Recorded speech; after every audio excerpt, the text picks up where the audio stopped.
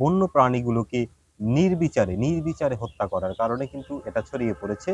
যে সমস্ত প্রাণীগুলো সরাসরি বিষাক্ত রাসেল ভাইপার সহ অন্যান্য বিষাক্ত সাপগুলোকে খেয়ে ফেলে, সেগুলোকে আমরা হত্যা করেছি। বিশেষ করে গুই সাপগুলো, বড়, বড় গুই সাপগুলো দেখা মাত্র আমরা পিটিয়ে হত্যা করে ফেলেছি। বেজিগুলোকে আমরা হত্যা করে ফেলেছি।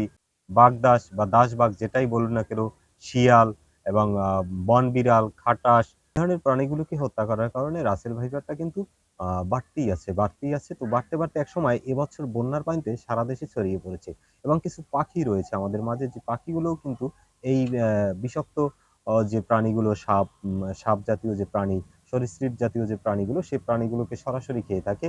যেমন ঈগল পাখি, চিল পাখি, বাজ পাখি, মদন টাক এই জাতীয় পাখিতেও কিন্তু এই সাপগুলো খেয়ে থাকে। তো এই যতগুলো প্রাণীর নাম বললাম, সেই প্রাণীগুলো কিন্তু আবার ইঁদুরকেও খেয়ে থাকে। তো এই প্রাণীগুলো আমাদের প্রকৃতি থেকে হারিয়ে যাওয়ার কারণে বা কমে যাওয়ার কারণে কিন্তু রাসেল ভাইপারের বেঁচে থাকার সুযোগটা বেড়ে গেছে এবং তার প্রকৃতির মাঝে বা ফসলি ক্ষেতে, শস্যের জমিতে অনেক খাবার রয়েছে। খাবার বলতে তার ইঁদুর বেড়ে গেছে এবং সেই ইঁদুরটাকে পর্যাপ্ত পরিমাণ পেয়েছে। পাওয়ার কারণে কিন্তু এটা আস্তে তার বংশবিস্তার করেছে এবং বংশবিস্তার করতেও তার সহজ হয়েছে। কারণ তার প্রতিকূল অবস্থা নেই। তার টিকে থাকার জন্য বেঁচে থাকার জন্য যে সমস্যাগুলো, তাকে যারা শিকার করে সেই প্রাণীগুলো নেই এবং তার পর্যাপ্ত খাবার রয়েছে। এ কারণেই কিন্তু এটা হঠাৎ করে বেড়ে গেছে। আর সর্বশেষ হচ্ছে সারা দেশে যে বন্যা, বিভিন্ন সময় এবং ভারতের যে বন্যা, এই বন্যার পানিতে এটা নদীতে ভেসে সারা দেশে ছড়িয়ে পড়েছে। আর সর্বশেষ যে বরিশাল তথা দক্ষিণাঞ্চল এবং ভোলা অঞ্চলেও কিন্তু এই বন্যার পানির মাধ্যমে এটা চলে এসেছে। তো রাসেল ভাইপার নিয়ে আতঙ্কিত হওয়ার কিছু নেই। রাসেল ভাইপার নিয়ে সতর্ক এবং সচেতন থাকতে হবে। কারণ এই বিষাক্ত সাপগুলো আগেও ছিল আমাদের মাঝে, এখনো আছে, ভবিষ্যতেও থাকবে। এগুলো কখনোই নির্মূল করা সম্ভব না। হয়তো কখনো কম থাকে, কখনো বেশি থাকে।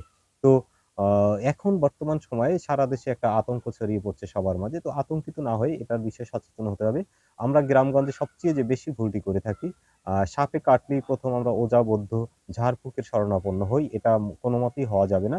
এটা করতে গিয়ে যদি আপনি বিলম্ব করে ফেলেন এবং রোগীকে যদি বাড়িতে বসেই শেষ করে ফেলেন, তাহলে তাকে পরবর্তীতে চিকিৎসকের কাছে বা স্বাস্থ্যকেন্দ্রে নিয়ে কোনো লাভ হবে না। যত দ্রুত সম্ভব এই সাপে আক্রান্ত করলে আ আপনারা সরকারি গুলোতে নিয়ে যাবেন। সেখানে নিয়ে তাকে ইনজেকশন দিলে এটা বেঁচে যাওয়ার সম্ভাবনা কিছুটা আছে। কারণ রাসেল ভাইপারে দংশন করলে বাঁচার সম্ভাবনা মাত্র ২০%।